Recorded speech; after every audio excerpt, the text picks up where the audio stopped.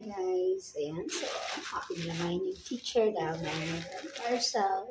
So, ayan na nga guys. Para samahan niyo akong unbox. At yun nga.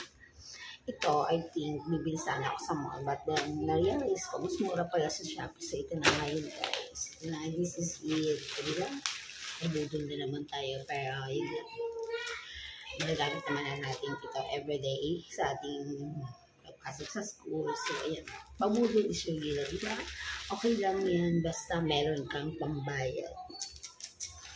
Tara, samahan niyo.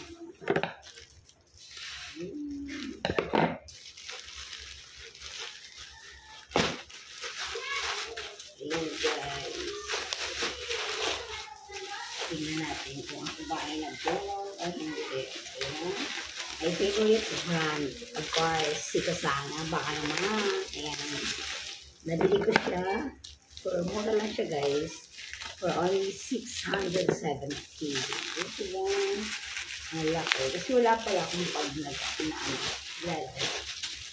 Tapos na natin siya.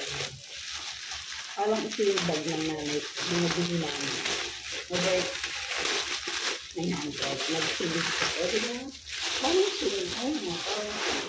Color khaki. Diba ang laki? Laki na guys. 670 na siya.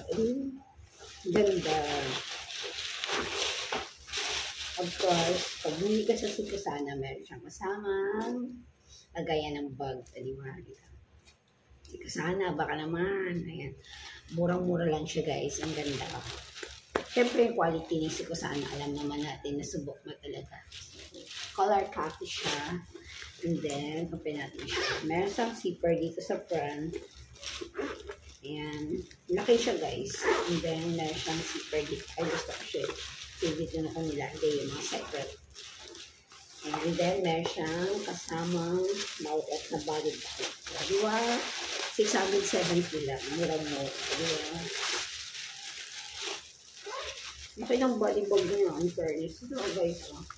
Body bag. Laki ah. Laki ng body bag niya. Promise. So, ang laki na. Ang fairness. Ang laki. Laki siya guys. Yung body bag niya. Ang ka-fairness. Ang ganda. Gusto ko siya. Parang marami ako may lalagay. Di ba? So, ayan na nga siya guys. Yan yung ano niya. Meron niya siya.